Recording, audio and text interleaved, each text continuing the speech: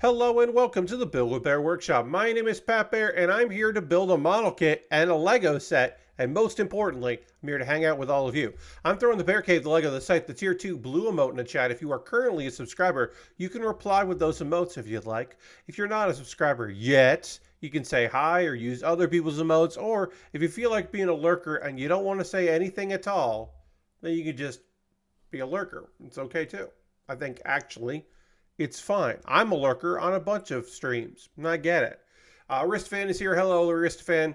Radimus is here. Welcome. Happy to have you here. And Lord Crashington is here saying, hey, Pat, letting me know that Lord Crashington is on a 55 stream streak, which is a lot of fucking streams. Thank you. And, of course, Ghost Valve is here, too. Welcome, Ghost Valve. Hello to you all. Hey, everybody out there watching. We are currently at, boom, 25 subscribers. The goal is to get to 50. I don't think it's going to get there tonight. But if you want to become a subscriber, if you've been on the fence, you want to gift a sub to someone in the community, you could do that. Should I lower the goalpost to incentivize? I don't necessarily think so. Firestar Man just subscribed for 10 months. Thank you so much. Let's throw the Bear Cave LEGO site tier 2 blue emote in the chat. Thank Firestar Man for subscribing. I appreciate that. Thank you very much. And Firestar Man also says, hi Pat, I'm programming a Markov chain bot for my Twitch channel. Do you mind if I hang out in here? It's not chat unless you want it to. It will not chat on time. Yeah, I mean, that's okay. And Firestar Man also we gotta thank Firestar Man for gifting some subs to the community, 5 subs. We're at 31, we're moving up 31 subscribers. That's so kind of you, Firestar Man. Pluto Rising, Rain 1, Kajedi, Triforce, Vigor, and Monthanor. And now Firestar Man is our first sub gifter. And that's very kind of you. Thank you very much. Yeah, that's fine. You're working on a bot. That's okay. I mean, yeah. My hope is that it wouldn't be disruptive to chat. Yeah, no. You're always welcome to the Bear Cave, and people are welcome to the Bear Cave too. And also, bots that I'm going to say non-aggressive bots that don't try to get me to buy Twitch followers and subs from them. That will make me famous, I'm fine with that. Or bots that are meant for harassment. I certainly don't like that. But there are bots that follow this channel. The bot just logs unless I tell it to, which I will do right now.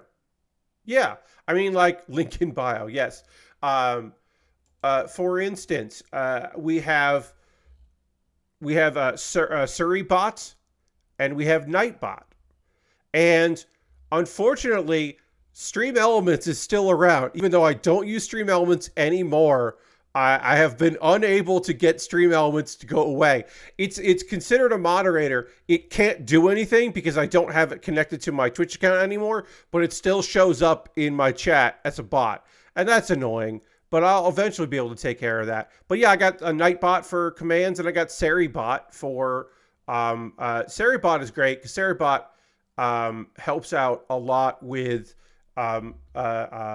looking at behavior of people tweeting and to give me the heads up like, hey, maybe you want to get rid of that, which is nice. Seri_bot. That is a cool bot that does a bunch of stuff. That's very helpful.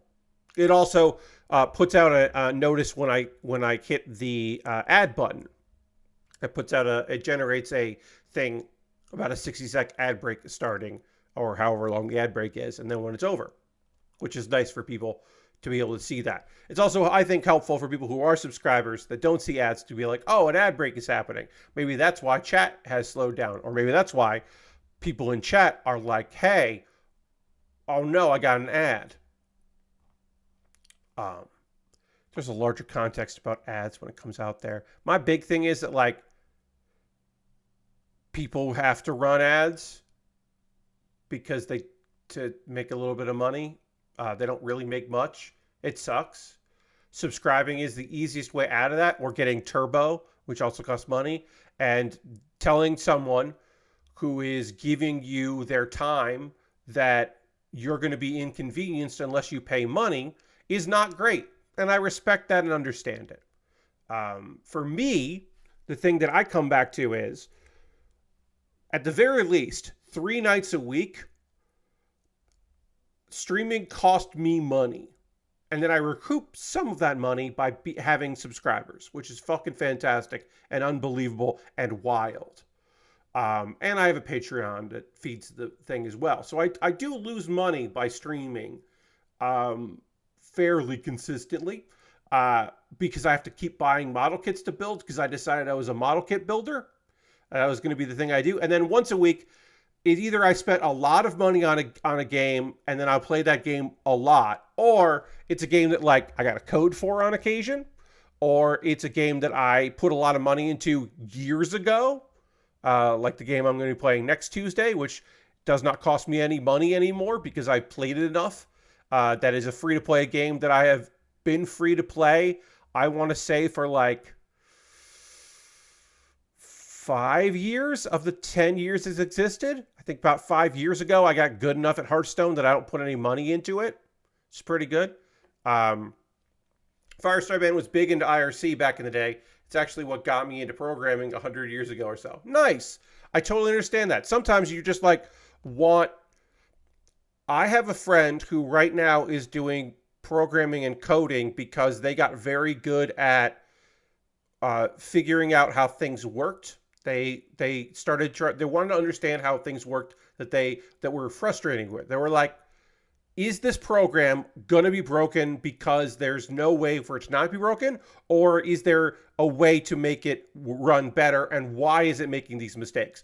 And she was so invested in finding out the why that she started to understand it. And once she started to understand it, she was like, oh, I love this. Oh, no. Yeah.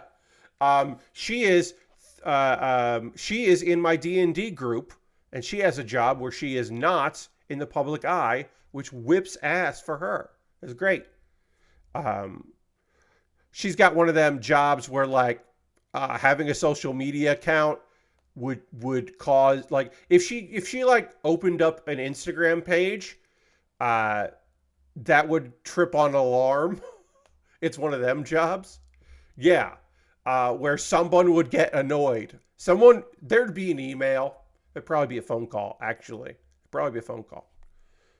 She is one of the reasons why the D&D group that I am in is never going to transition to being a live play. We're never going to record a podcast or make videos or stream it. She is one of the people that was like, hey, this is for fun. Some of you are performers. I am not. I'm doing this because I like all of you. But I can't run a side gig. Yeah.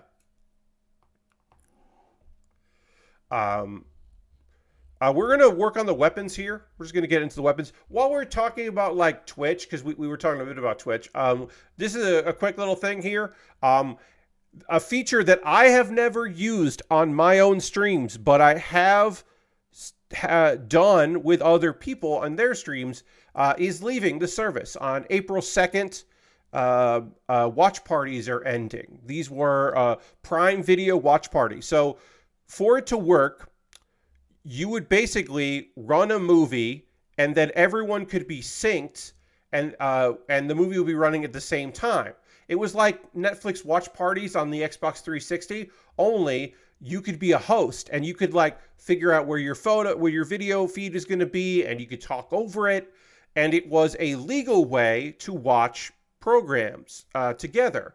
And it had to be on Amazon Prime, and also not everything on Amazon Prime. It had to be like it had to be approved. And then also it was only available if you, the viewer, had Amazon Prime. And then also it only worked in, I believe, the United States and Canada. It may have expanded to other territories. I remember it launched in those too, and may have expanded out there, so forgive me. But it was very limited and very limited and very limited, but the technology worked. And the idea was cool.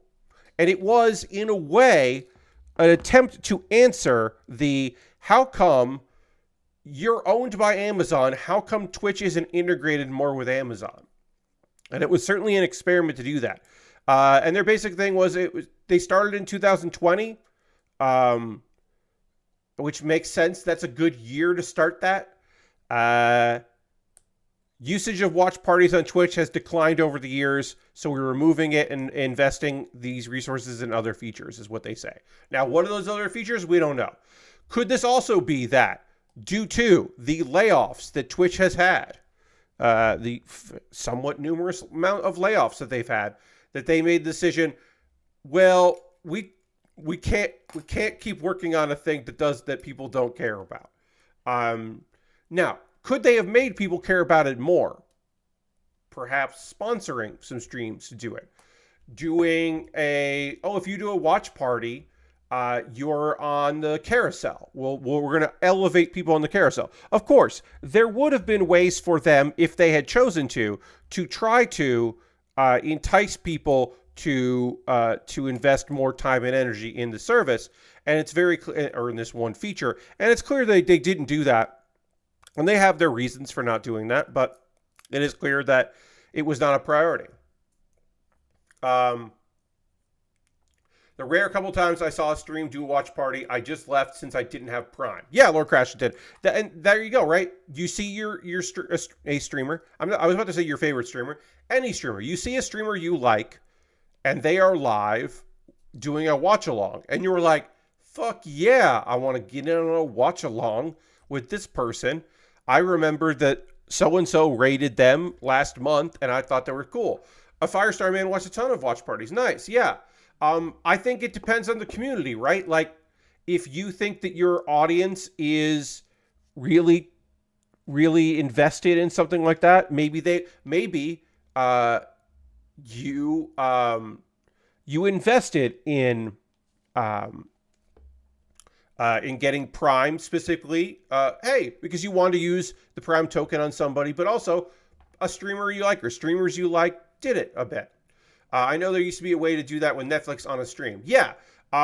So Netflix used to want you to be able to share things because they approached it as, they approached it as, if everybody has Netflix, they had a watch party thing on the 360. Yeah, the Xbox watch parties were great because it was, you didn't have to like go to a third-party website to figure out a sync where it did a countdown and told everyone to start and synced all of you up. Like, when you hear the 3 beeps, then you press play and then you hope that it loads immediately. Like, you didn't have to do that. It took the issues out of it.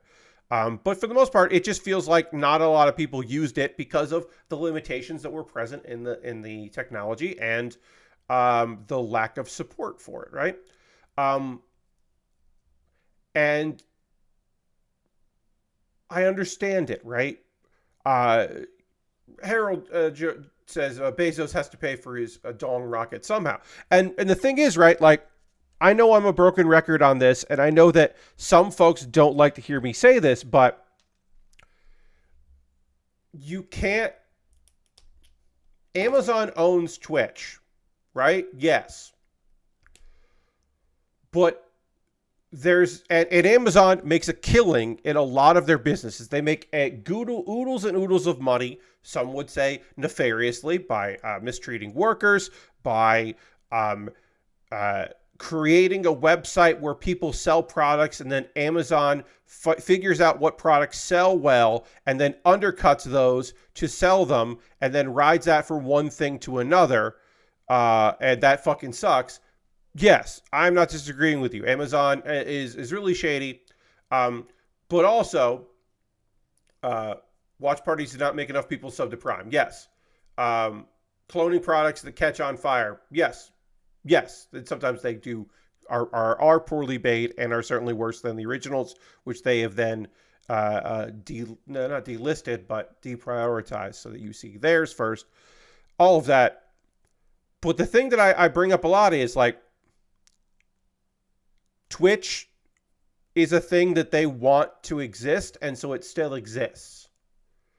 But they're only going to dump so much money into it because Twitch does not bring in ad revenue. It does not redirect to other products. It does not further Amazon. business ventures. It furthers some technology that they can use in other places. And it is a brand that has, it's a brand that young people like. What is this tool you're using? I am using a Gundam marker right here. This is a Gundam marker. I'm using official Gundam markers, which I don't necessarily recommend everyone use, but I like them. But I'm using a marker here on this gray weapon to give it some panel lining. I am panel lining these. I am hitting the indents already in the plastic with a little bit of marker. And then when I hit the eraser, you will only see the black marker here. I'm doing the quick and dirty method here. And it should make this just pop a little bit more. That's the goal, is that we're just kind of highlighting. Good evening, Crazy.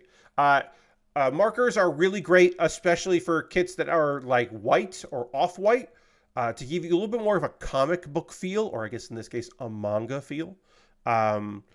But kits that feel a little plain, especially high grades, it doesn't take much of this to really make it pop. And I'm also not in a place where I paint right now. I do not paint. I don't airbrush. I have a little experience doing airbrushing, but I don't have the equipment to do it on stream. And I also don't have a good place to do it in this house. I would have to repurpose some of the garage to do that. But I certainly would never use a sprayer, an airbrush, or even paints with a paintbrush in my bedroom. That's a bridge too far. I had to be very careful when I used the glitter paint to not get glitter everywhere, and I managed to not get glitter everywhere. But I was certainly taking a risk with that. So the larger point I was going to say is that, like, Twitch exists. Firestar Man give this sub to Crazy Kook. That's so nice. Thank you so much, Firestar Man. Let's do the Bear Cave Lego site tier 2 blue emote in chat. Crazy Kook, enjoy not seeing ads. Enjoy having some cool emotes. Appreciate that very much. And we are now at pop to 32. We are 32 subscribers out of 50. The goal is, of course, 50. Well, I appreciate that. But basically, the thing that I've said a bunch is, like, this is good for a larger conversation, right? That comes up when people are talking about this. Why don't they integrate this stuff more? And some of it is that it's a conversation that happens, right? Because, like, no matter how shitty a company, right? There's always people who are interested in doing cool things there. And over time, they might get talked out of it, or a cool thing was supposed to happen and it just didn't go anywhere, right? It just didn't end up in a place that that were like it, because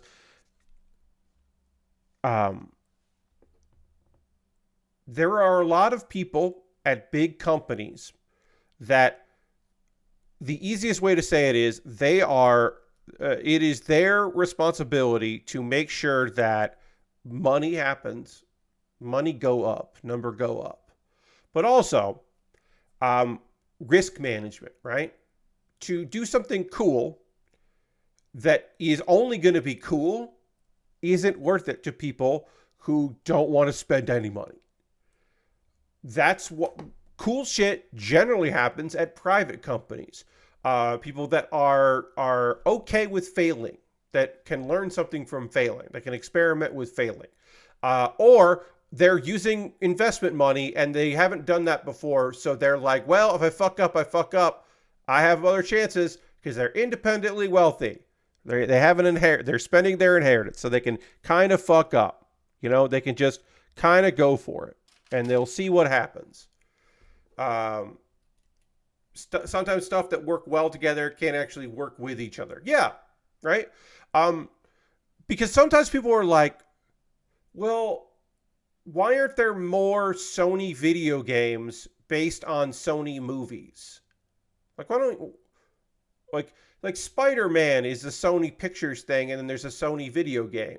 Well, yeah, but that's actually accidental. That's not on purpose. That's not integration.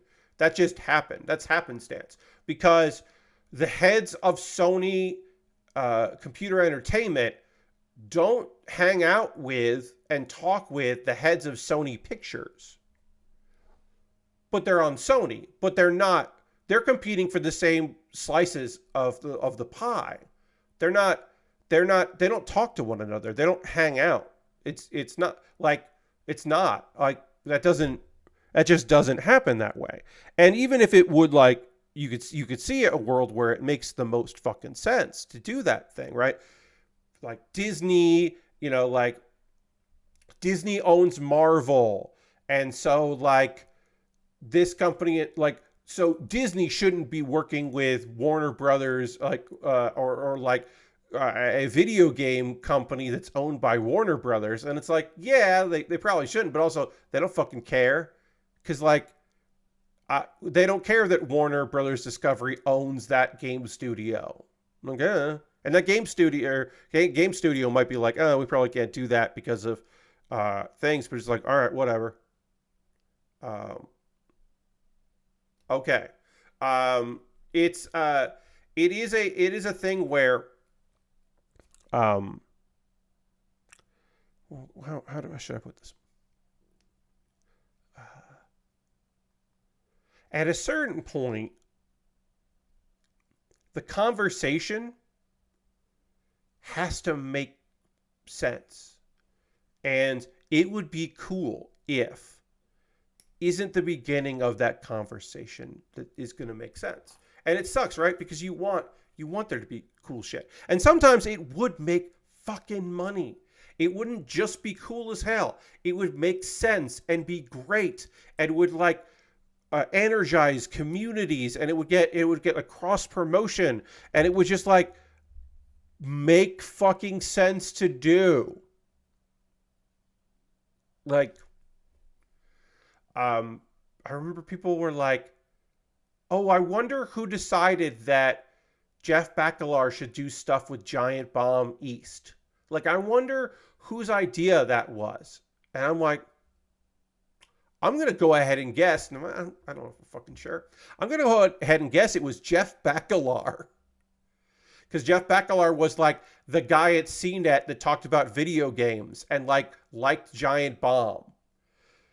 But, like, beyond what you think of Bakalar and what he does there and what he brings to the table, I'm saying I know for a fucking, I know but I know that the head of CNET wasn't like, well, you're the games guy, and now we've got more games people in the office, so you should go on their podcast, because, like, that'll maybe make some Giant Bomb fans want to go to CNET. Like, no, nobody fucking thought of that shit. That's just like, hey, Bakalar, you're in the building, be on our podcast. Like, that's not, that is an integration. That is like, oh yeah, CNET and Giant Bomb should do stuff together because those people are there. And you look at it and you think about that and you go, like, yeah, that's a fucking no-brainer, my guy. Like, yeah, they should be doing that. And other people are like, would it cost us any money? No. We'll still have to see. And it's like, that's like the idea that Jeff Gerstmann on occasion did radio bumpers for CBS. That's because somebody cared about, that's because somebody, whoa, okay, well, we just got raided. Well, that's wild and great. Hello and welcome. Hi, Raiders. Hey, Nextlander crew. Yeah, we were just talking about Bakalar being on the Beastcast back in the day.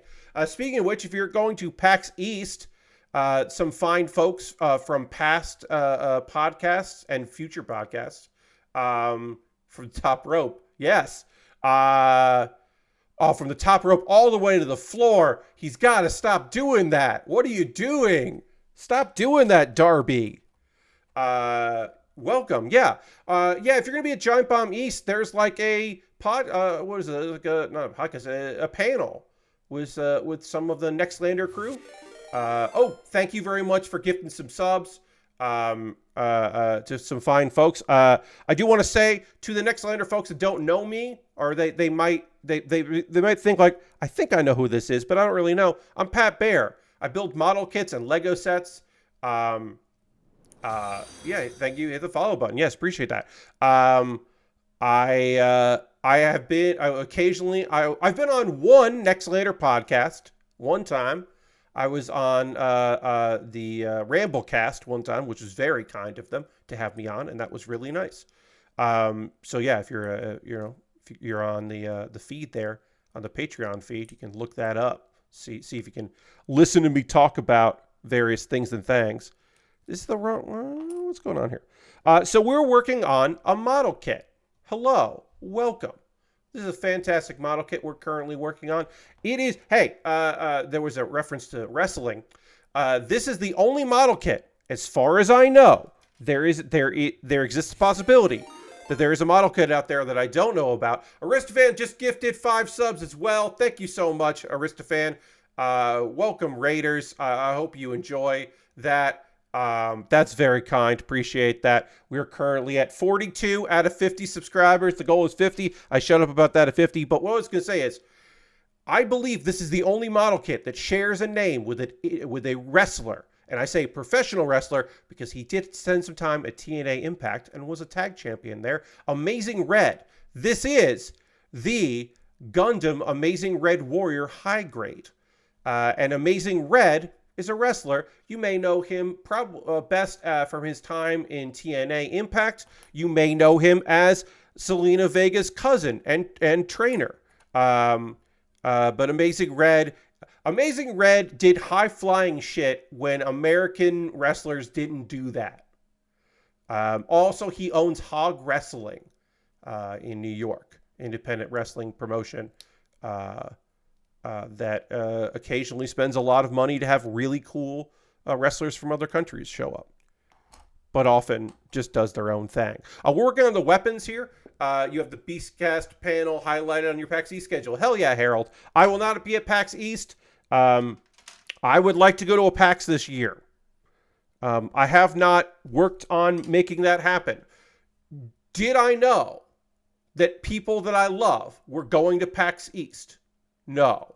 Would I have gone to PAX East had I known that people that I love are going to be there, some of whom have not been to a PAX since even before the pandemic?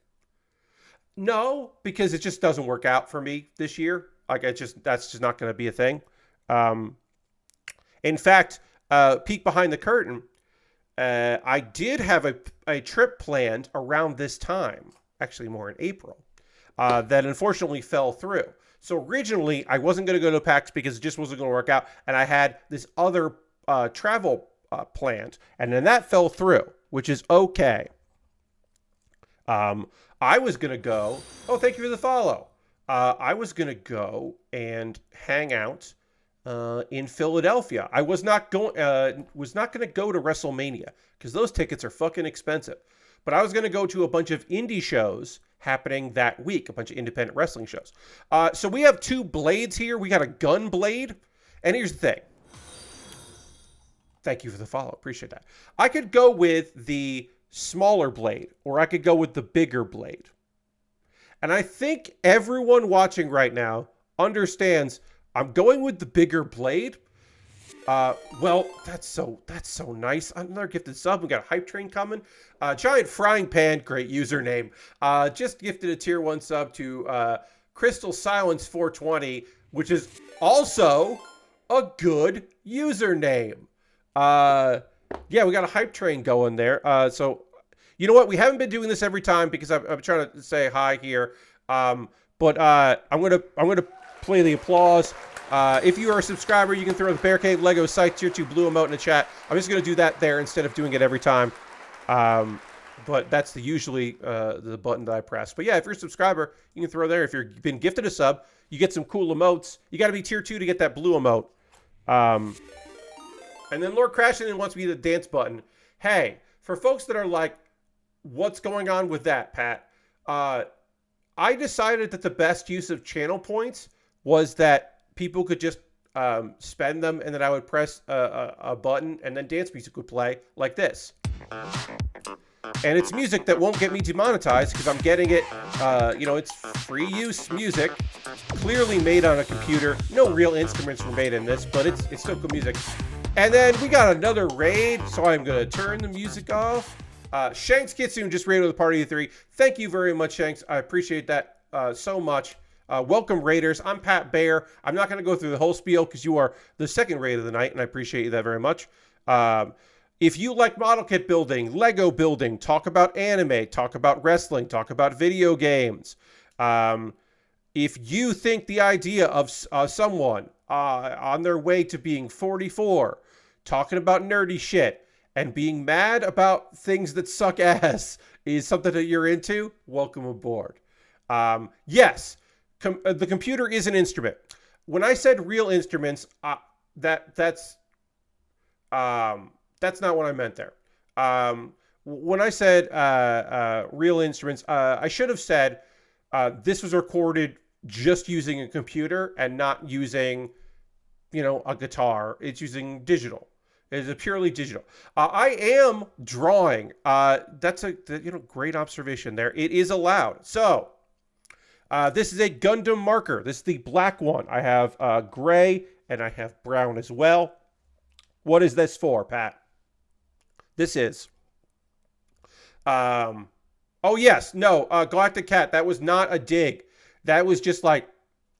I should have said this was all made using the same program. By one person, because a lot of the songs that I use for this are clearly made by like a handful of people, which is great. It was not a diss on it. It's just like you can kind of tell when something is compiled that way, is put together that way. Compiled is the wrong word. When something is assembled that way. And I no knock on it. But yeah, I'm using a marker here because this is just a big hunk of gray, and I do think that this gun sword looks neat, but by putting a marker on it and panel lining it, we're going to make some of that pop a little bit. And we are doing the quick and dirty method, where I am just using my marker kind of haphazardly. I'm hitting where I need to, but I'm going to miss out on there. And then I could use a Q-tip to clean that up. I could use a tissue to clean that up. But I have found for myself that I like using a polymer eraser. And you can see that it collects some of that on there. And I just hit it with the eraser, clean everything up. I don't paint. Thank you for the 5 bits. I appreciate that. I got to hit the bit button. Here's the bit button. Ching. Thank you very much for those bits. Appreciate it. Welcome to the top of the bits leaderboard. All right, our gun is done. We've done our bazooka. We've done our gun. We don't need this blade. But yes, I like using the polymer eraser, and then I can just brush off the space for that. But it works really well for this. You can put a little pressure on there. Firestar Man just gifted a sub to Galactic Cat. That's so many gifted subs. Thank you so much for that, Firestar Man. We are currently at 44 out of 50. Enjoy not seeing ads. Enjoy your emotes. Enjoy 2 emotes of my face as different things, and then 1 emote of the bear cave. Lord, yeah, Firestar Man, you did so much. I appreciate you very much. As always, friends, subscribing is something that is very helpful for me. And when I talk about people being subscribers, I mentioned that this is a way to support what I do here, and that's literally true. I'm not being facetious about that. I'm not like, support from viewers like you. No, I legitimately mean that because I have to buy model kits. To do the streams in the way that I want to, I purchase model kits and then build those model kits, right? So your subscription means that I can keep buying kits. So subscribers of the past make this possible, and you make future streams possible, because I could just run out of them, and that would be bad. It would be a bummer if I ran out of kits. I have only once in my life done that. You always preach models from far, but it's tragically too cool to have any. Yes, I understand. I love model kit building. Very short explanation of this. I saw Gundam Wing on TV, and I was like, I want that. I went to I want an action figure of that. I want an action figure. I went to a hobby shop, import store, and I was like, hey, I want a Gundam. I would like the Death Scythe, please. And they were like, action figure or model kit? And I went, wait, what? Wait, what? I could build one? Because, like, to me, model kits were like, you use glue and it's like airplanes or cars. And it hadn't occurred to me that there was model kits of robots and cool shit. Like Pat Bear cool shit. And they were like, yeah. And I was like, well, what do I need? They were like, I mean, you can use wire cutters if you want. You can use kitchen scissors. I used kitchen shears for my first kit. And I was like, okay. Are they in English? No, but there are pictures. Okay. Are there stickers? Yeah, but you don't have to put them on. Okay. Do you need glue? No, they snap together. All right, I guess I'll buy a Death Scythe model kit. And then that was it.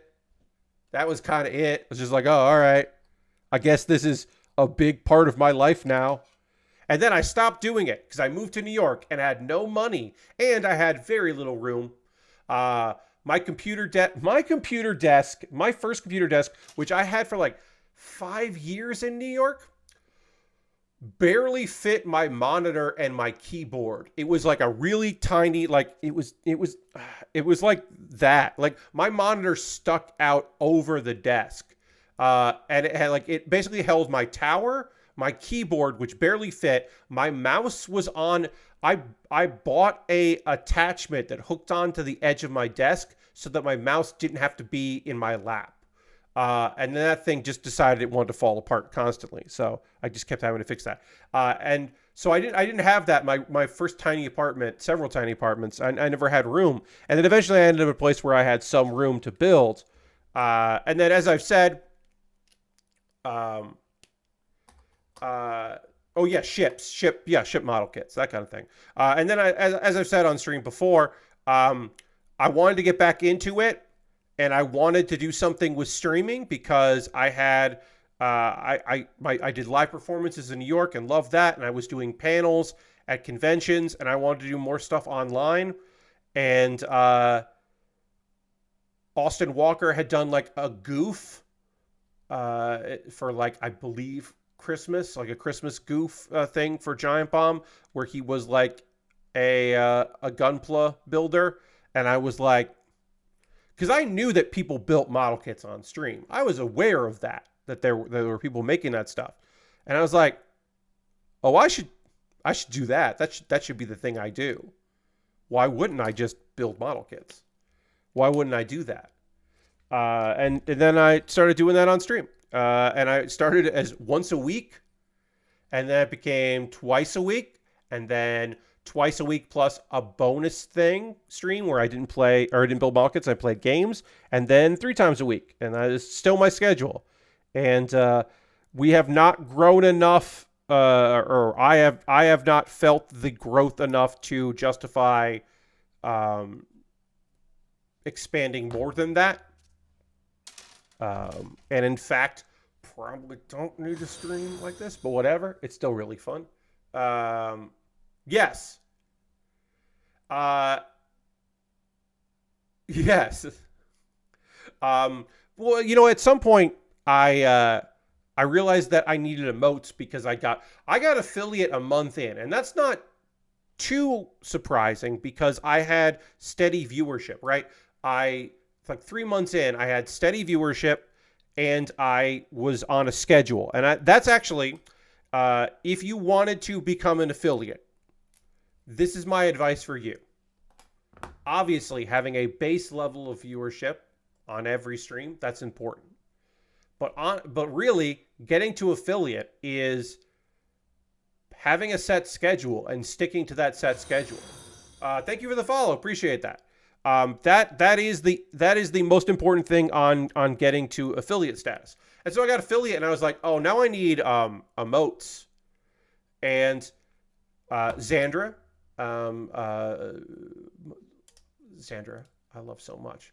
Xandra was making emotes for other people and herself. And I was like, hey, can I commission you to make an emote of like, I want to have this as an emote, and also I want to use it as like a button because the bear cave was also a League of Heels thing, so like multi-purpose. And she's like, yes, I will make that for you.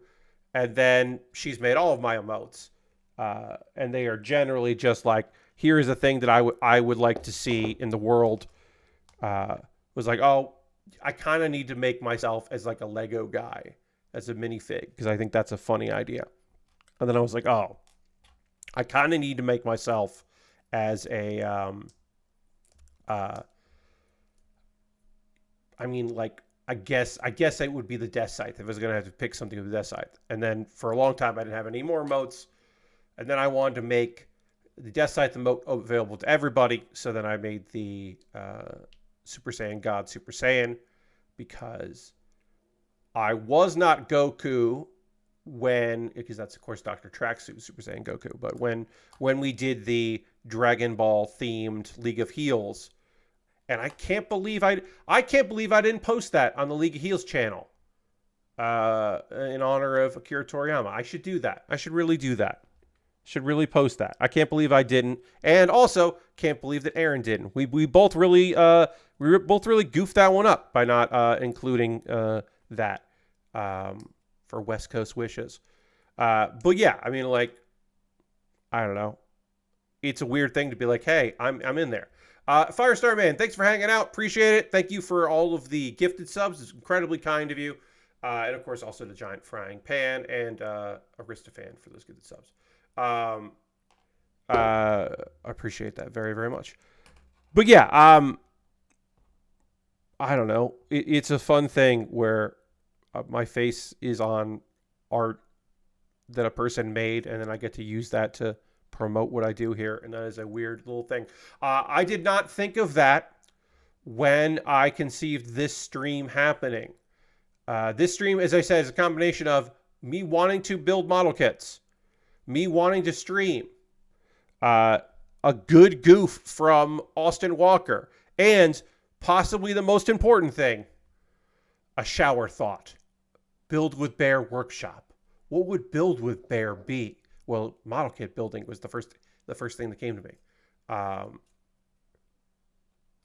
And then there's been one weird. I did a panel at PAX West that I would consider a pilot for a Lego speed competition, where I had guests with the same Lego set, and then there was the creative round where they could use a bunch of random stuff that I brought in this Lego storing briefcase, that because I own that. And that we did as a panel, and that I would use a version of that, a trimmed down version of that, a highlight reel of that I used when I was pitching the idea, which did not go anywhere, but it's still a fun idea. I have all those League of Heels posters tomorrow night. Hell yeah. I love that, Harold. Giant Frying Pan says, I was only ever at one League of Heels show, and it's the one where Austin melted down and redistributed the belt. Hell yeah.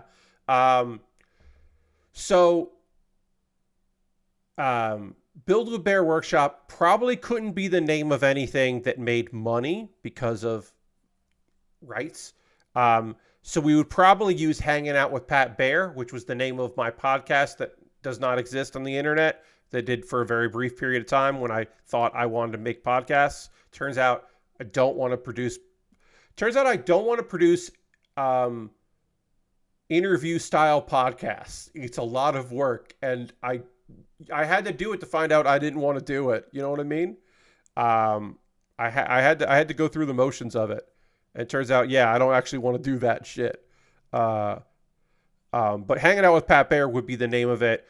There might be something about building within that name, but I probably couldn't call it Build with Baer Workshop just because, Build with Baer might get mad at me. But I have pitched the idea of a low stakes Lego competition. Thank you for the follow. Appreciate that. Lego Speed would be a different kind of contest. Yes, definitely. Using the name of defunct podcast in 2020's counterculture. Yes, indeed. Right. Reuse it. Yes. Giant Frying Pan, speed is not a commonly used, but if you're like, that guy is on speed, People know what you're talking about. That's a speed freak. People know what you're saying. But yeah, I have definitely like that is a panel I wouldn't do again because it was logistically annoying to do. Thank you for the follow. But God, panels. I don't know. I will say this. I'm still very mad that my anime that I didn't think to turn my video series where I talk about anime, Pat Bear's Anime Club, into a panel until right before the goddamn pandemic. I'm still so mad. I could have been doing that panel for years. It was so... Oh. The first time I did that panel, granted, all of my guests were from Loading Ready Run, which has a huge fan base. They've been on the internet for years. When they go to conventions, people are excited to see them. Their panel sells out all the time, so the people go to other panels where they're on.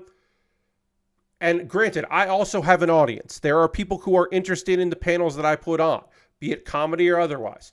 I know I do all right in that respect. I have a following, especially at PAX. But I would say most of that fucking audience was there because there was a panel that said anime. It said Pat Bear's Anime Club yelling about the shows we love.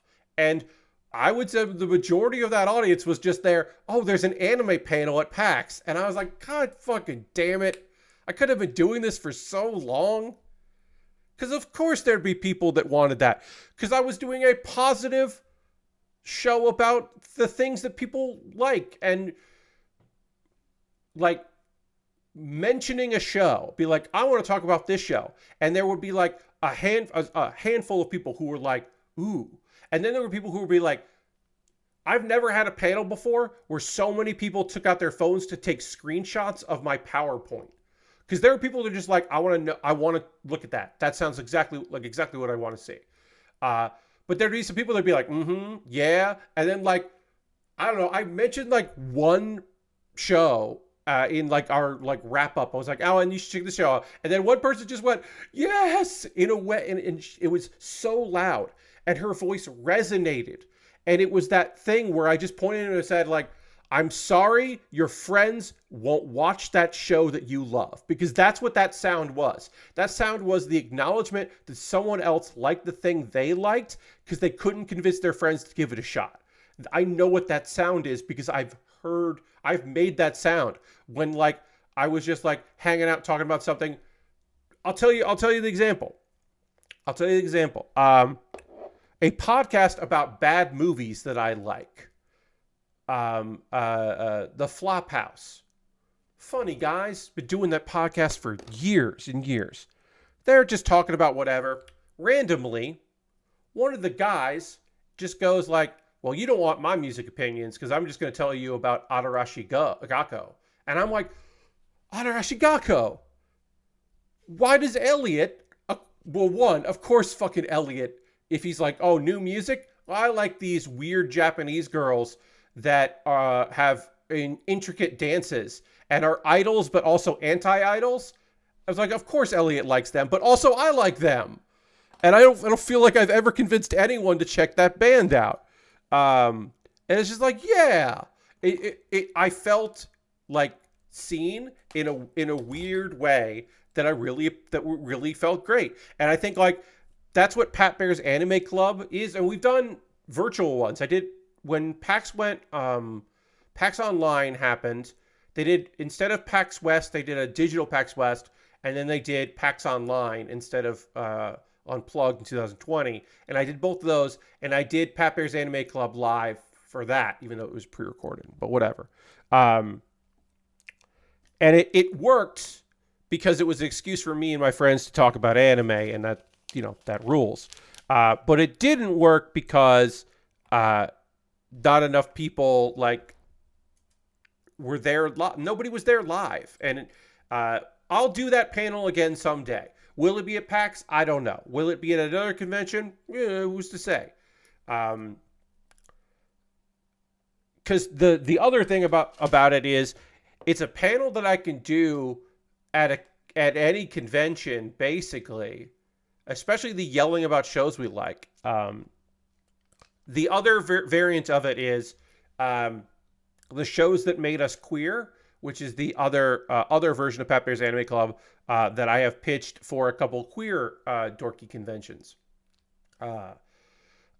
because I think that is a thing that resonates with some, not all anime fans who are queer, but a lot of anime fans who are queer got into anime before they knew who they were, right?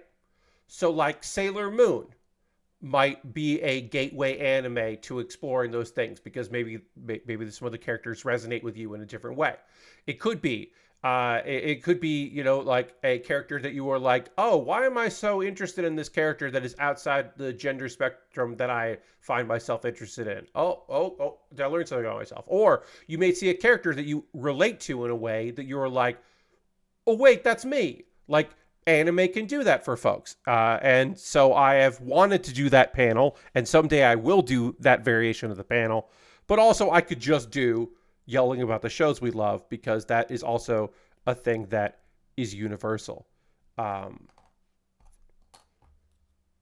yeah, I think that there are certainly anime that hit people like that, and there are various other styles. So we have big weapons here. We can build some big weapons. We can build all kinds of big weapons. We can build the big gun version, or the machine gun version, or the rifle version. I think we're going to build the rifle version. But we can also attach it to the end of this gun, which is already a gun. But we can do that if we want to do that. We've got the blade. We've got all these variations. This kit has so many weapons. And also, they live on the backpack. I have to figure out how to attach that. This comes down. Put that there. And then, let's see, yeah. So then we just hook that there, and this closes up, and then, yeah, that'll close up, and then you can just hook that onto that. But then it also means that you can then have it come down underneath. We'll take the blade out. Yes, this Gundam has more weapons than it really needs, which is awesome. But then it also means that you can do things like have the weapons swing underneath,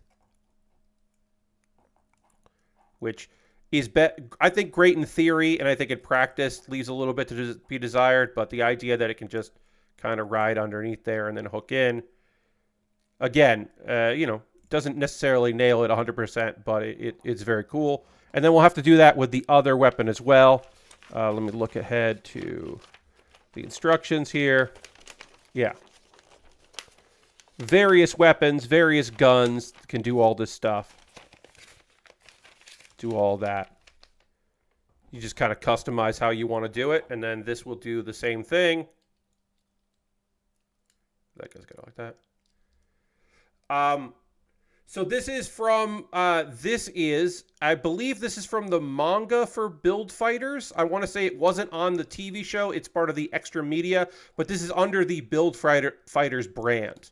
Because the Build Fighters brand has a bunch of like manga and various other media stuff attached to it. So yeah, now we have the under our weapons. We'll take a photo with that, and then we'll take a photo with the various, the gun, sword, and all that, because that's very fun as well. So I got to take a couple photos here because we're almost done here. Lastberg says, oh, wow, Super Card of Honor is doing Kingston versus Briscoe. That's awesome. Lastbrook, is it just for the Ring of Honor title, or is it for the Continental Crown? Because next week he's fighting just for the Continental title, which doesn't make any sense because the crown should be 3 belts, and it's weird that it's just 1. I don't know what's going on with that. That part of the wrestling got weird in a way that I'm confused about. Didn't make any sense for a thing that is a collection of 3 titles to have only 1 title up for grabs. That don't make no sense. All right, so we're going to take a couple photos here. First Prosperity. Just the world title. That's so weird. I guess they're gonna break the. I mean, I don't know if Mark would win that. That's weird. It's weird to just have those three be separate. To separate them when you combine them together. It's strange. I guess maybe they have cold feet about the whole thing. But to me, you should be forced to defend all three at all times. All right, I'm just taking a photo here. And then we're gonna turn these back around for speed, get the speed boost, showcase that part. We'll probably, and then we're gonna take off this part of the gun, this part of the gun. Fortunately, I see zero chance of Eddie beating a newly signed Okada. Oh, see, that's the thing. I don't think there's gonna be a finish. I don't think you put a belt on Okada immediately. Well, one, I don't think you put a mid-card belt on Okada. Because that doesn't make any fucking sense to me. Why are you putting a mid-card belt on Okada? Like that it just doesn't seem to make sense to my brain. So my thought would be it'd be a no contest. But if they're splitting up the three belts and Eddie still stays the New Japan champion, I guess. But I just don't see why you would do that immediately. It just seems so weird why you would put a belt that's barely existed and only one person has held it. In the mid card on Okada. This doesn't make any sense to me, but whatever. I don't know. All right, so we move the shoulders. Then we've got our gun blade here, and we've got our just regular rifle. And I'm going to take a photo of that. So Lashbrook, yes and no. I don't know if Mercedes is going. It's a weird thing where she doesn't need a belt. Putting on a belt on her would be great. The TBS title, it would be nice if the TBS title was defended on TBS instead of being on TNT. It doesn't really matter, but it would be nice. And then the real thing is, I say you put the world title on her, but then she's going to fight Toni Storm or Timeless Toni Storm. And the real thing is, and I am a Mercedes Moné fan. I am a Sasha Banks fan. Okay, so I found one reason why you don't want the long blade, and that it doesn't fit in photos. So we're going to bust out the small blade for just this photo. But we'll know that there's also a long blade version of it. The thing with Mercedes / Sasha is that she's not the best promo in the world. I think her promo last night was fantastic. Mercedes Moné is now all elite. She debuted on AEW, and that rules. And I hope that she does really well. That division needs a shot. That division needs someone that the owner, Tony Khan, is forced to reckon with and listen to. And I think that is Sasha. And that would be great. But yeah, I don't know. I don't think that Mercedes Moné cutting promos on a character, like a larger-than-life character like Timeless Toni Storm, works. Because, like, Julia Hart is a character, but that character is cheerleader who fell in with the goth kids. Like, that's what that character is. That character is a reality for many girls and dudes and non-binary folks. But that is a thing that you're like, yeah, that's a character, but like that happens. Thank you for the follow, appreciate it. Whereas like most people don't have a traumatic event, and by traumatic event I mean losing your championship. Most people don't go through trauma and then revert back to an ideal time in history in your head, and you become a Hollywood starlet that sees things in black and white. Like that's not relatable. That is a capital C character. And I love Timeless Toni Storm, and I think they've invested so much energy into that, and it's been so lovely. But I don't think that those two characters, that Sasha Banks or Mercedes Moné, like the CEO, particularly meshes well with a larger than life character that is a heel, but the audience really likes. That's going to do it for the Amazing Red Warrior. We are going to move on to our next build. We're going to get into our next build here. And so I need to put that up. We're going to switch to a Lego set. because I do Lego builds. The only difference between a model kit build and a Lego build is that the Lego build, I can easily fix mistakes. And we do have one tool for that, which is the brick separator. I got a whole drawer full of these because some big kits come with them. But yeah, we've got ourselves the brick separator, which we'll have on hand. And then also I will be using a spudger, which you might use for phones and such, doing repairs and things like that. I will use a spudger to apply our decals, or decals as we say. But I have watched too many build streams from Canadian builders. And decals is in my head because that's how they say it. But we have some decals or stickers here that we will be applying for the LEGO Penguin Slushy Van, which is, hey, look, you don't have to say this out loud. Maybe you're watching this at work, or you're in the room with your partner while they're doing other things, or your roommates can hear you because the walls are thin. The walls are so thin. You didn't know that when you moved in, but the walls are so goddamn thin. And you don't want to say out loud at perhaps 10 p.m. Eastern. You know, perhaps it's 10 p.m. for you. Maybe it's not. Maybe it's 7. But you don't want to say out loud, LEGO Penguin Slushy Van. But maybe tomorrow. Maybe tomorrow when you're in the shower, you just say out loud, LEGO Penguin Slushy Van. Or you're like in the car going and doing some errands tomorrow on your way to work. And just think out loud. LEGO Penguin Slushy Van. It's nice. It's got a nice mouth feel. I'm into it. So, you know, if that's something, yeah. It's not a tongue twister.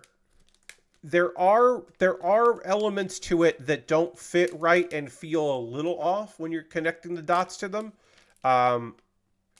It's Slushy Van. Slushy Van fits good. It's LEGO Penguin. It's the P. It's the P after an O. LEGO, go, Penguin, Slushy Van. Slushy Van just kind of fucking flows, right?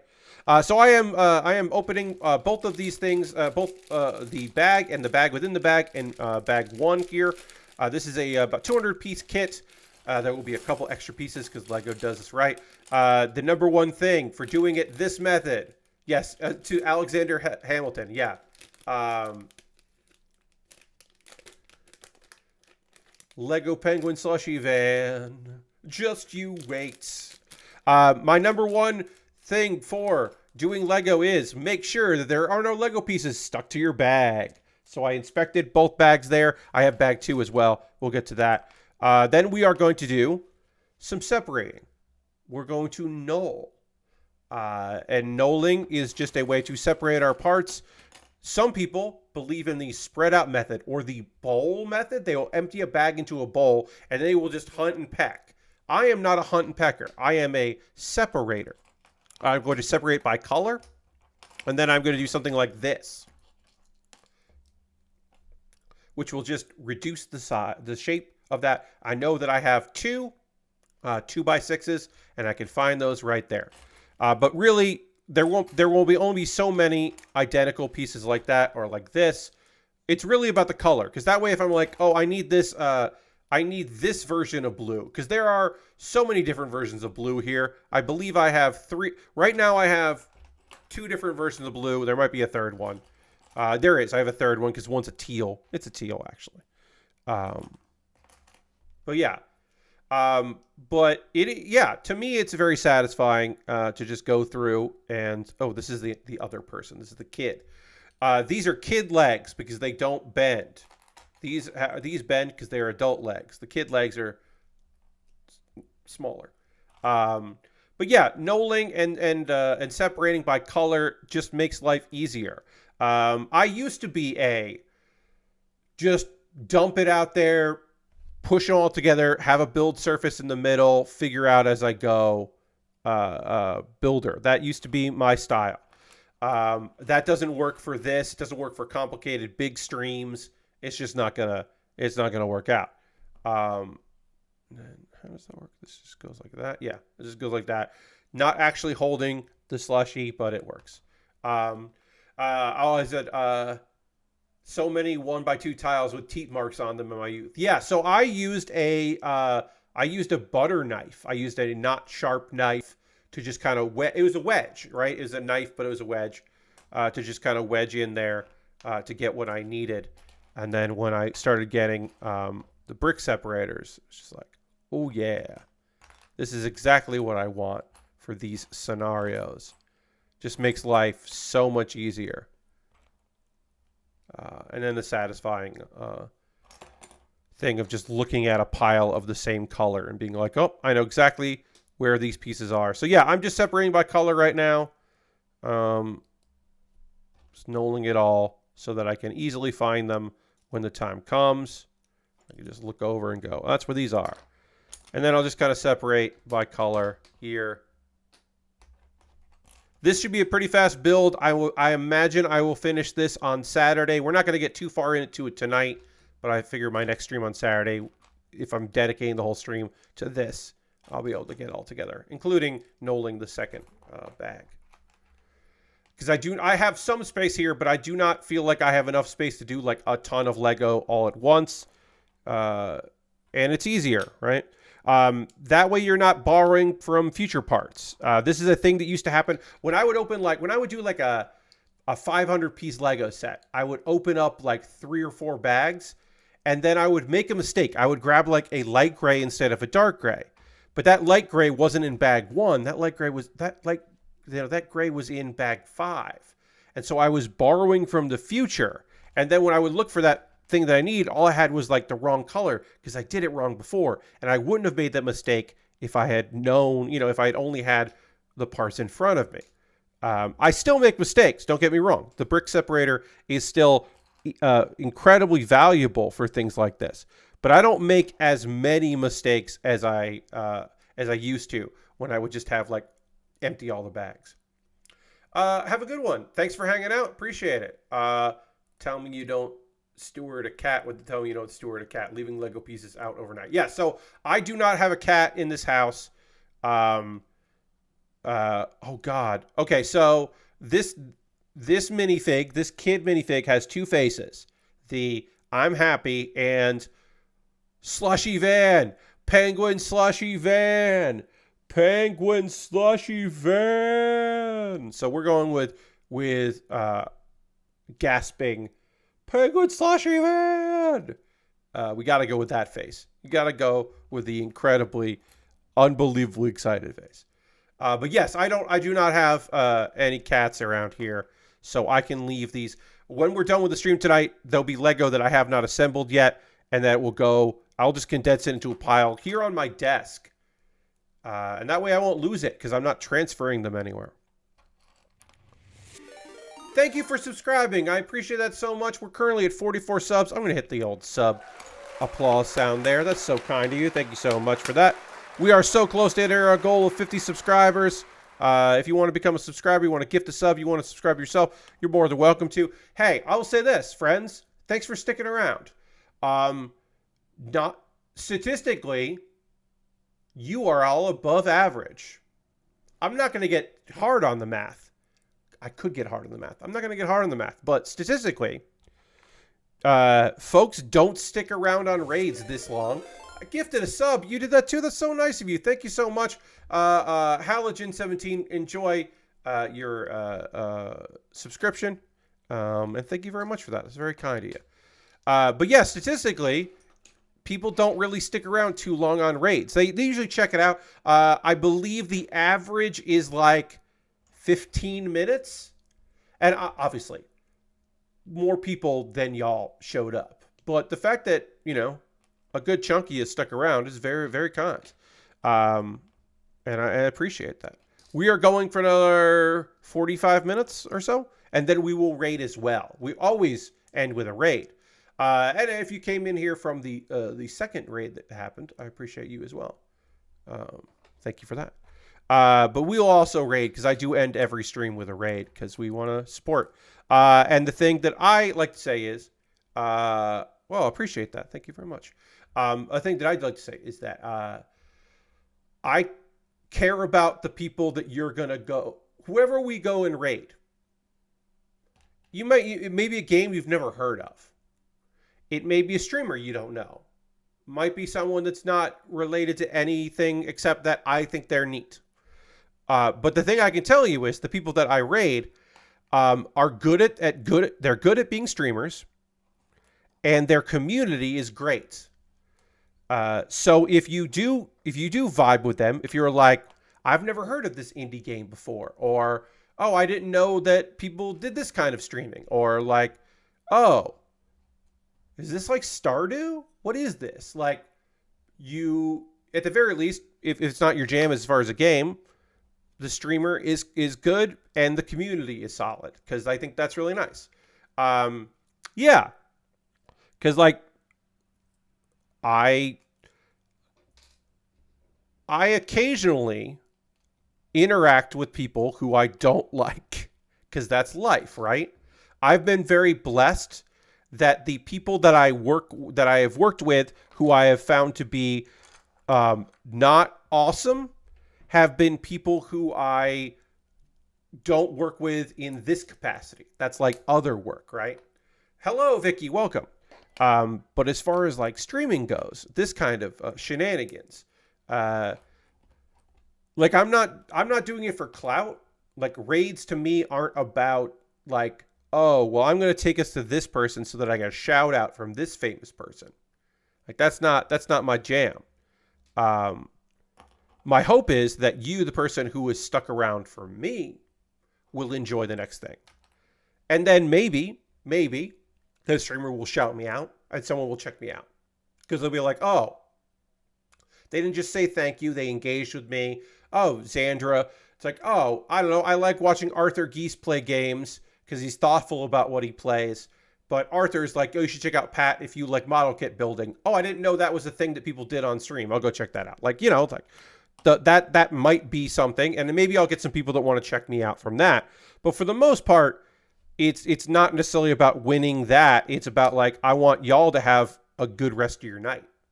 Well, I appreciate that. That's very kind. Yeah, I've been doing this for a while, and I like model kit building. I like Lego building. I like hanging out with people. It's, it is a nice thing. I like having a schedule, and I do have a streaming schedule. My next stream is Saturday at 9 p.m. Eastern. If people want to watch more Lego building, because we're actually about to start finally actually building this Lego set. We'll get started into it. Get into that. The LEGO Penguin Slushy van. But yeah, I don't know. All right, we're going to put that there, and then we'll put that there. Got a couple of the blues here, and we're going to do this blue over there. Great. We have now nulled. We have done our minifigs, our kid, and our salesperson. Oh, our kid has another slushie. So we got to get that there. We'll get that there. And now we know what they're shocked about. They're shocked about their slushie, their penguin slushie. Hell yeah. I am left-handed. You may have noticed that from my marker use and from me holding this. But yeah, I'm a lefty. That you are observant, Galactic Cat. But yes, I mean, I guess, yeah, you would just notice that I was using the marker on there. One quick second here. Earlier, we chatted a bit about some wrestling. And we're not going to get too deep into wrestling because I know that's not everybody's jam. But I will say, we haven't talked about WrestleMania coming up and the Hall of Fame. And I'm interested in the Hall of Fame because the Hall of Fame is a pat on the back for pro wrestling. As I say, like, look at these cool people that did cool things. It is occasionally like, we're honoring the celebrity. Oh, yeah, Harold. Yeah.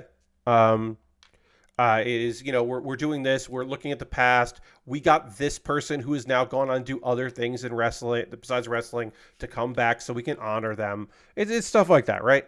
It is what it is. It is a pat on the back for themselves. But it also is an exploration of wrestling history, right? So you always end up with a mix of stuff in that. And the Hall of Fame class right now is looking at one of the things that WWE started doing a few years ago was we can honor people who maybe weren't super influential in our particular company, but are to the history of wrestling. Harold, have a great night. Thanks for coming here. Giant Frying Pan using the channel points to ask a question, so I will answer that, and I'll get back to talking about the Hall of Fame in a moment. Are you not definitely left-handed or potentially right-handed, but not sure, or is it you are ambidextrous, which would mean you are both, or does the possibility of non-left-handedness remain a latent impossibility? That's a big question. So, I know that I am left-handed. I know that I was not forced to be right-handed, which some people who are ambidextrous were like forced to learn how to write right-handed, and so they learned some other stuff. But I know that I am. I know that I am correct and that I am left-handed. Yeah. So that there's a history of that. But part of that was that like I learned I had penmanship classes when I was a little kid because I'm that old, but I'm not so old that that I didn't have to also take typing classes, right?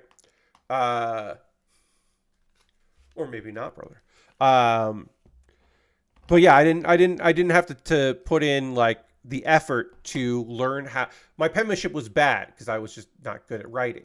But I was not forced to be a right-handed person, which some people were forced to do.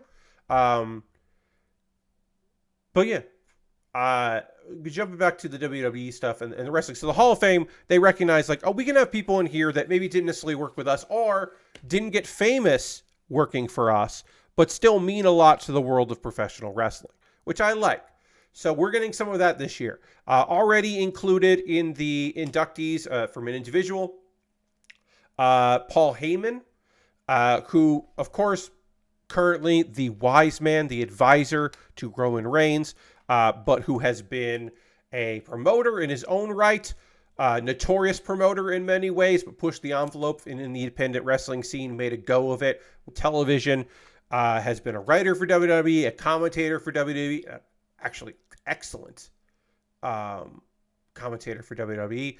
And then later, a manager behind the scenes and in front of the camera. It makes sense. Paul Heyman going in. They're in Philadelphia this year, which is the home of ECW. So it makes total sense. If you're going to put Paul Heyman in the Hall of Fame, you're going to honor Paul Heyman, you do it in Philadelphia. So you get the ECW chance. But then two folks that are going in individuals, not known for their time in WWE. One never stepped foot in there. I think I did a little bit in WWF, but also in WWF. Bull Nakano. Bull Nakano was in the 90s, and certainly spent some time in WCW. It was one time WWF Women's Champion, and just an incredible figure in the world of wrestling. Currently has an independent promotion that she is called what is it? Sukaban. That she is the like in storyline head of. Bull was incredible. She was a force to be reckoned with in All Japan Women's Pro Wrestling. She had a actually relatively short career. Comparatively, she did not make the return. A thing that is very fun to me is that many people know Bull Nakano from her time in professional wrestling, but like she also became famous as a golfer in Japan as Keiko Aoki. Keiko Aoki. Keiko Aoki is a famous women's golfer. And there are many people that don't know that she was a professional wrestler before she became a golfer, and then commentator, and then spokeswoman, and now wrestling promoter. And that is fucking rad as hell. And then also recently added as an inductee in the individuals, because they're group as well, and celebrity wing. Coming in as individual is Thunderbolt Patterson, who I'll admit I know of, but I have not seen much of Sweet Daddy Brown. Um, uh, Claude Patterson wrestled in the territories. He's tried to start a union. He talked for many years about. I mean, this is a guy that began wrestling in the 60s and wrestled in the 70s and was talking about institutional racism when it comes to wrestling, the betrayal of folks that had a 30-year career in wrestling in the independent scenes, that worked in the Midwest and in the South, was NWA champion, or not champion, but worked in the NWA, was blacklisted in the NWA, just worked a variety of places, but he was probably he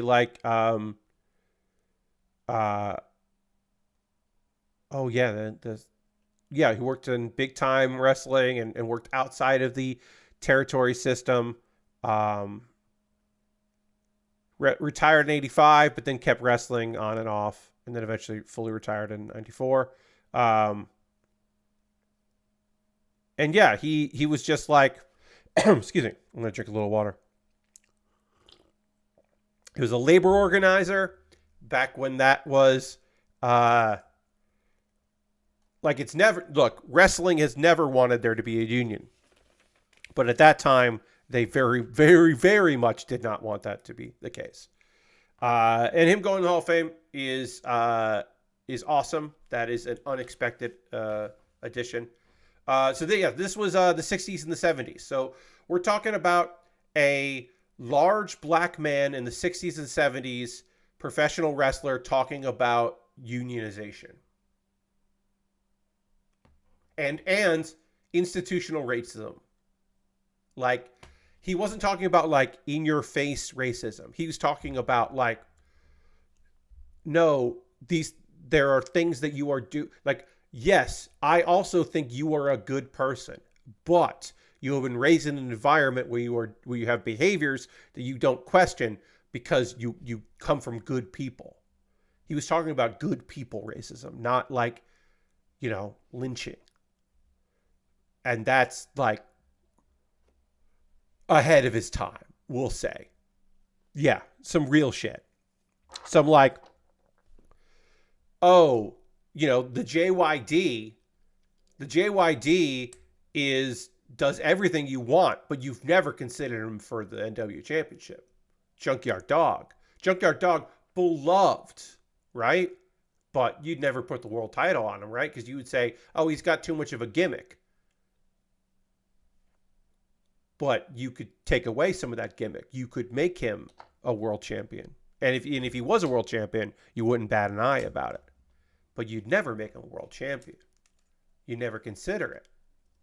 Even though he makes you all that money. And you're a good person. And you won't book venues that say that they wouldn't allow him.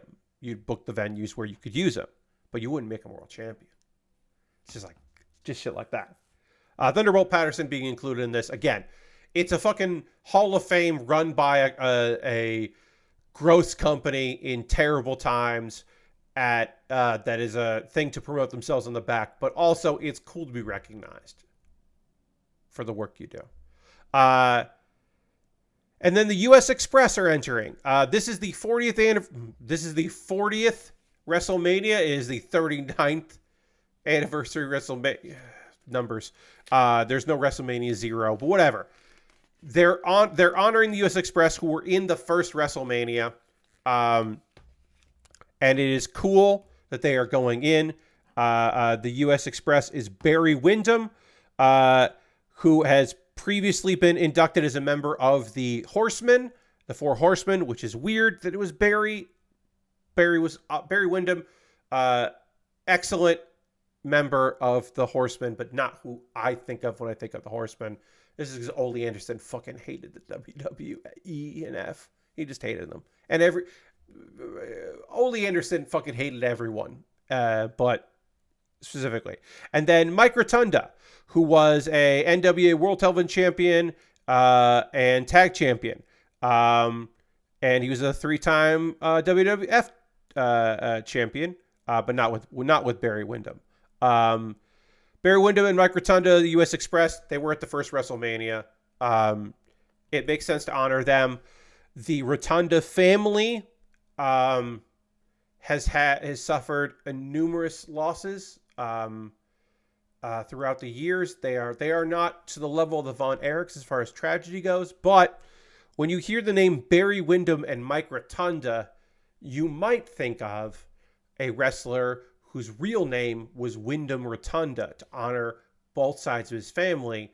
One of Mike's sons, Windham Rotunda, was also known as Bray Wyatt, who tragically passed away. And so to honor some of the family like that who deserve it rightfully, but also it's a really nice, it's just a nice thing. It's just a good, nice thing.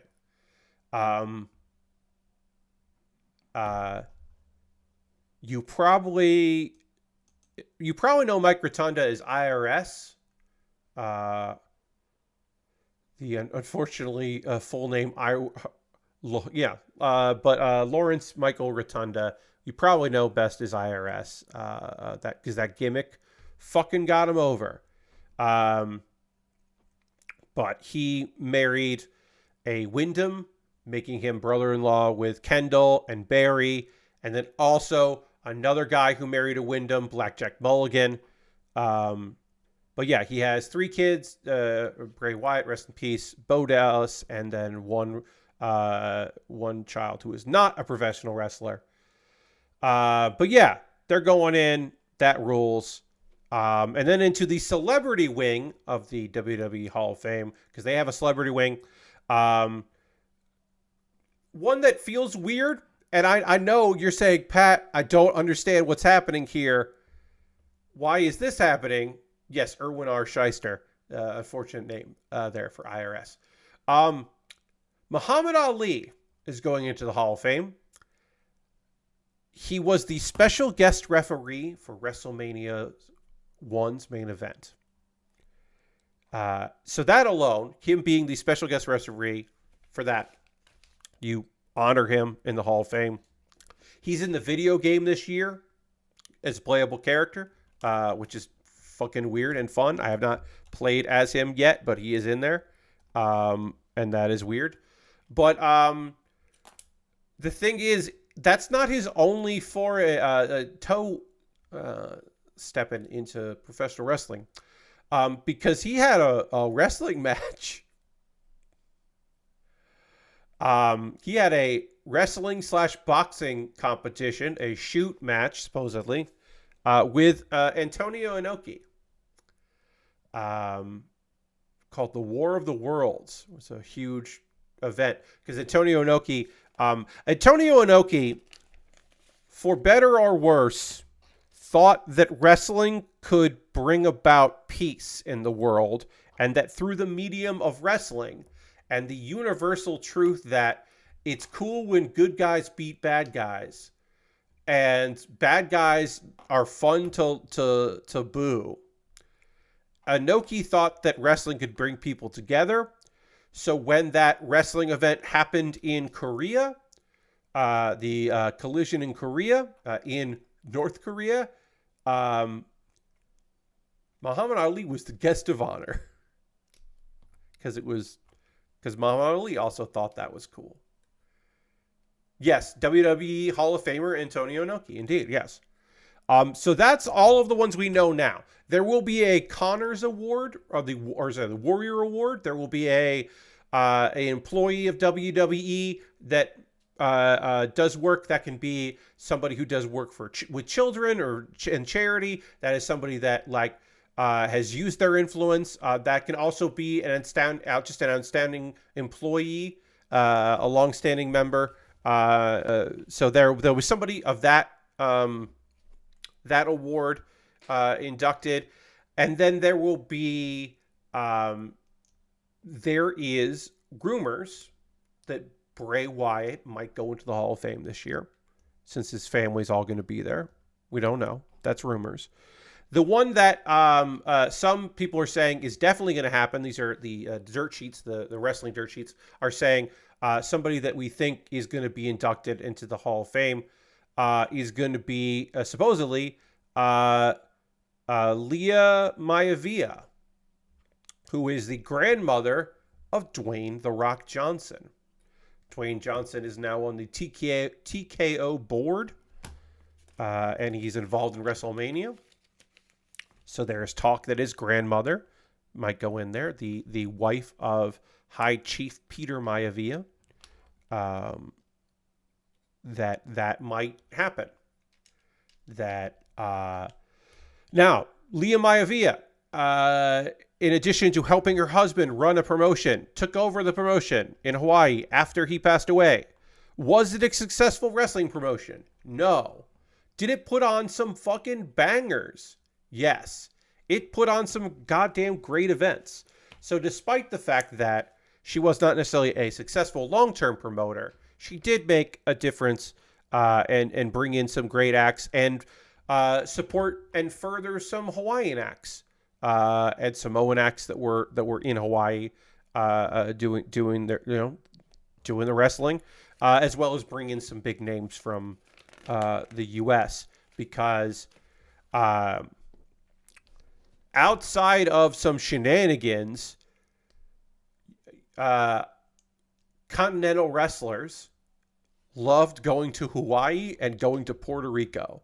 Puerto Rico could be dangerous, in fact, was deadly in a couple instances, but tropical wrestling appealed to people who were like, let's say that you are in mid-south, hell yeah, you got good weather, you got good driving. If you're working the middle of the country in the north, if you're working that territory, if you're working for the Ganyas, you are just so sick of driving in the snow. The idea that you're going to get flown out to Hawaii to work a month in Hawaii? Oh, come on. Nothing better. Or you're California based, you're San Francisco based maybe, or LA based. You're going to fly over to Hawaii for a bit just for like a weekend. Like, oh, come on. Also, again, this is like funny. This is just like a funny thing. This is a big year if she gets in that's I think kind of charming and kind of fun. But also mainly because it's The Rock's grandmother, and also the having members of the Hawaii family. Peter Maivia with blood brothers with the heads of the head of the Hawaii family. So it's all tied together. But the idea of honoring that family in this way, like, yeah, it makes some sense. Bull being inducted, yes, the Milwaukee, Indianapolis, Cleveland, Pittsburgh circuit. Yeah, you go as far as Pittsburgh, but you would love to be in the cool climate, or getting out of that cool climate, I should say, and you would love to go and hang out in beautiful weather. Bull being inducted makes my heart swell. That also means that Bull will be around that week. My hope is that she will make some appearances like backstage, because both two of the largest women's wrestling promotions in Japan are going to be in town. There will be a Stardom event, and Tokyo Joshi Pro Wrestling will also be around. And it would be, in my mind, just rad if Bull got to spend a little time, because there are only so many older wrestlers that are women that are around and active and out there. And the fine folks at Tokyo Joshi do have Aja Kong making lots of appearances, wrestling for the promotion in a guest capacity. And everyone is incredibly psyched when when Aja comes around. Like, that's a huge deal. So I hope some of those ladies get to go see Bull and get to go hang out with Bull. I will not be at WrestleMania week. There was a conversation. A friend of mine lives in Philadelphia, was like, hey, so are you coming to see some wrestling and stay on my couch? And we talked about it, and I was trying to make the money work. Having a place to stay for free is unbelievable. And it was like, oh, I got to take advantage of that. I got to do that. I got to do this. And then I didn't get a plane ticket, and then I'd have to take a bus to a train if I want to do that. And then it was like, all right, well, I can do this plane ticket if I do this, this, and this, and I can work this out here and there. I'm going to make this happen. I'm going to buy the ticket. And then I was like, I'm going to check in with my friend. I'm going to verify with my friend that this is still cool. I am not going to spend money on a flight and then find out I have to get an Airbnb because this is not going to work in my budget. And they were like, so work wants me to travel that week. And I don't want you staying on the couch. Like, it's like my roommate and I get along fine, but like, if you were going to be here, then you'd be in my bedroom instead of the living room that way, and that's not going to work. And I was like, yeah, all right. Yeah. I'm glad I didn't buy a plane ticket to find out that they weren't going to be available that weekend. Because also part of it was like, we would go to shows together and hang out, which would encourage both of us to go to shows and also see each other, which would be nice. And it's like, well, if I'm not doing that, and then I'm like, if I'm staying in your room, then I'm giving you money because that's different than staying on your couch. And like, it just didn't work out. And it's a shame because I don't have the money for that. I would have made it work to go see. And I would have seen GCW versus Tokyo Joshi Pro Wrestling, Tokyo Joshi Pro Wrestling's own show. At very least, I would have seen those two shows. And I probably would have seen others as well, I'm sure. Oh, yeah. And also Big Gay Brunch. I would have, of course, gone to see Big Gay Brunch because it's supposedly going to be the last one. So I would see that, or at least the last one for a while. But also, I would not be surprised if at that show, Effie is just like, actually, we're going to keep doing it. But yeah, those three shows. And then I wouldn't have ended up at WrestleMania. Ring of Honor, I might have gone to the Ring of Honor show. I might have, there's just so much wrestling that's happening that week. I certainly would have gone to some of those things. Maybe I would have gone to Spark. Probably not. That does look a good lineup, though. But, in the end, I'm going to be watching a lot of it on stream because I will get a month of Fight Plus, and I will watch all those shows on Fight Plus and enjoy them, or Triller Plus, and that's kind of how I'll go for that. Folks that are normally here know that I did not do my pause for the cause. We just went through it because we had so many guests tonight. So I will say this.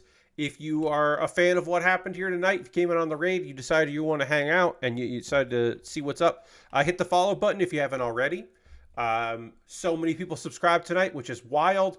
And we had a bunch of gifted subs, which is also wild, and I appreciate you all very much for that. If you wanted to subscribe or gift a sub, you could do that. We had a little bit of bits, which is nice. That's very kind.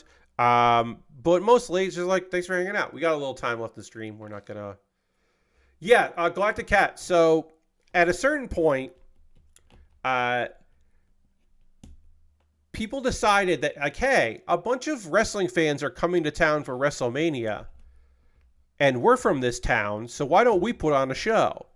And then other people, thank you for the follow, or the sub. Thank you for the sub, Uncle Amiibo. Appreciate that. Thank you very much for that. That's very kind. Thank you for subbing at Tier 1. 147 subscribers. That's rad. Yeah, at a certain point, other people were like, well, we could just fucking put on shows that week. And it became a whole thing. And now they're international shows.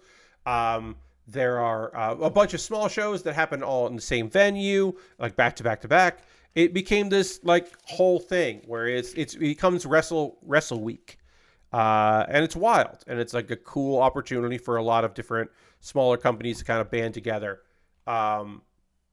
Yes, it is the good kind of carny spirit. And then there's a big Part of it is also a big convention with signings that happens that weekend as well, and some podcast stuff and a bunch of things and then people will do oh, we're not part of the collective, we're a different thing. We're doing our own thing. No Reply asks the great question. What's the purpose of the bright red block if it's buried from all sides, just for your orientation when building? So part of it is it's a good indication of where that piece is. But at a certain point, LEGO decided that bricks that are structural, that are on the inside, you can use bricks that are common, the most common brick, right? Obviously, the most common brick is probably black, but when they're designing this, they could be okay, we actually have a lot of 1x2s that are red, and we just get rid of that. Or pink, or whatever. It's that color because you built it. And it doesn't matter what color it is because it's on there. So it might just be what they have a lot of, and they just oh, we'll make it that. But it might also just be kind of fun that there's a hidden thing in there. There's also there was a Valentine's Lego set that I built that was a big heart, and the inside of it was a smaller heart. And I know that, and the people that watch the stream know that, but people that look at that on a shelf don't know that. It's just a little extra. It's a little something something.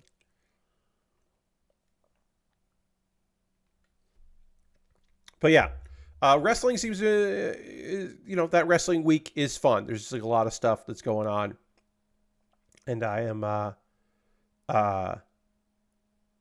I'm always excited about that when there's cool wrestling shit. Also, speaking of cool wrestling shit, a member of the Stardom roster made a debut on Ring of Honor tonight, and that's very cool.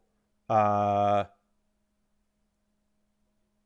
me look at her full name. It's Mina. Yeah, Mina Shirakawa.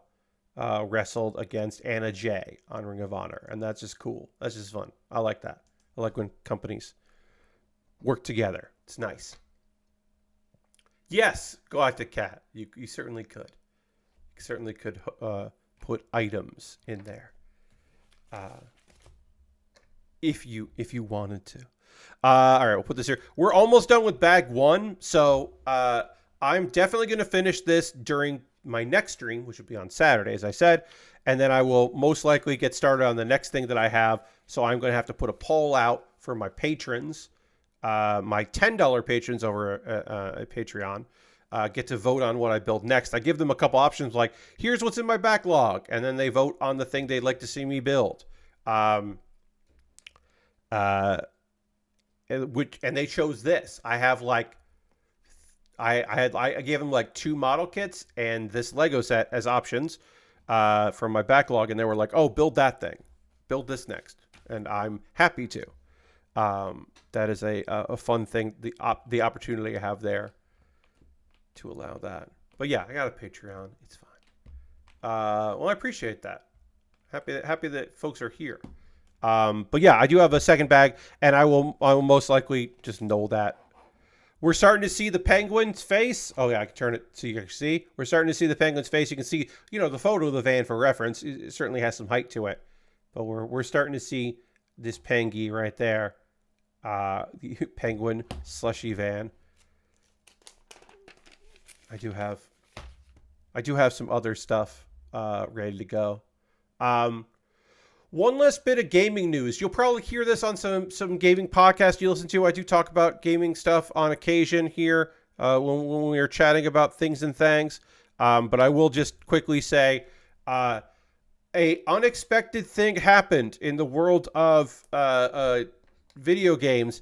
A CEO got removed because the biggest game in their company's window failed spectacularly, and a CEO got rightfully blamed for it. It's so weird. And that is it's Tobias. It's not Jorgen, because I think the S is silent. The former CEO of Starbreeze. I want to say it's Tobias Jorgen, but I don't know, and so I apologize for not knowing. But anyway, Tobias got removed because Payday 3 was such a fucking disaster. Payday 3 was such a disaster that everyone just kept playing Payday 2. Like that's a nightmare.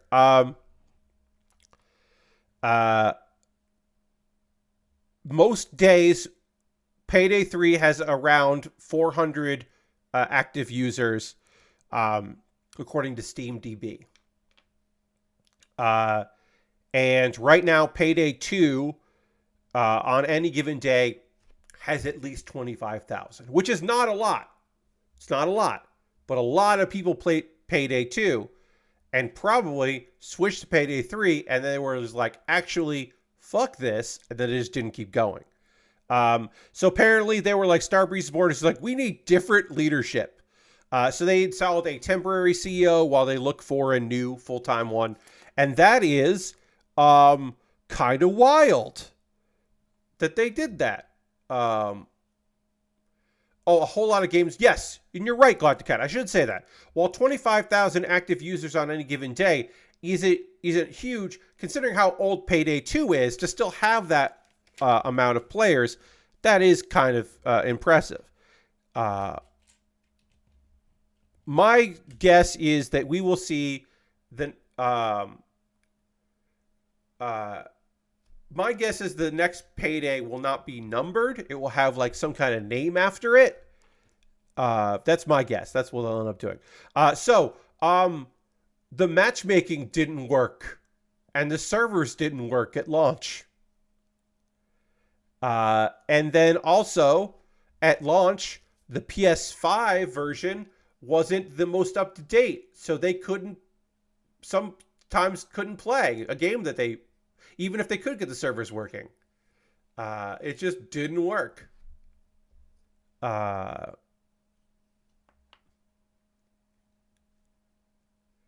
So this is from Kotaku, because I knew about that. But even once things got stable and they figured their shit out, according to Kotaku, the game was missing a solo option for lone wolves, a way to jump into matches via quick play. How do you not have quick play? And even a way to vote to kick players, because it's cooperative. So you do need some kind of way to get rid of griefers, and they didn't have that. Issues so bad, developers announced plans in February 2024. So this is last month they made these announcements to focus on adding in all the features and content players demanded and fixing the game's progression and UI too. But also, if you're fixing progression in 2024, you fucked up. You just fucked up. And apparently they announced that the game failed to meet sales expectations, which, yeah, abysmal word of mouth. And that's like, Payday 2 is a game where you need people to get on board to play. And if you're saying, hey, I need 2 or 3 of my friends to buy this game so that I can regularly play with people that I like, and you can't recommend it. So yeah, it just did not work out. Multiverses, yeah. Yes, you're in a beta. That, I mean, honestly, if they had said, we are now exiting the beta for Payday 3, when they put in a bunch of updates, I'd applaud them for the bullshit, because that would be excellent bullshit. If they were just like, we can finally exit the beta version. Like, that would be very funny. I don't think they're going to do that, but it would be very funny. All right, so I've gotten some of this done here. We got our penguin in our van. We're done with bag 1, so we're gonna work on bag 2 on Saturday, which will be the next stream, because we still have to put on all these cool decals. But yeah, that's gonna wrap up things here tonight. I want to thank everybody for choosing to spend some time with me, your friend Pat, here on the stream here. That's really kind of you. Though, if you came in on a raid, thank you very much. If you were here from the beginning, because you were, you're just always in the bear cave, thank you for sticking around and hanging out. On Saturday, we're going to talk anime, because I didn't talk about any anime tonight, and it's villain night, so I got 2 villainous lady anime to talk about, and we'll talk about that on Saturday. But yeah, we're going to raid. That is how we end every stream around here. Obviously, huge raid tonight, so we want to send love to somebody else's way. So let's see who is doing cool stuff out there that we want to go hang out with and spend a little time with. Who is doing stuff? Who is doing stuff that'll be fun to go send to us to? I think, how long has this person been going? Oh, they're going 4 hours. They're probably going to wrap up, so we don't want to raid them.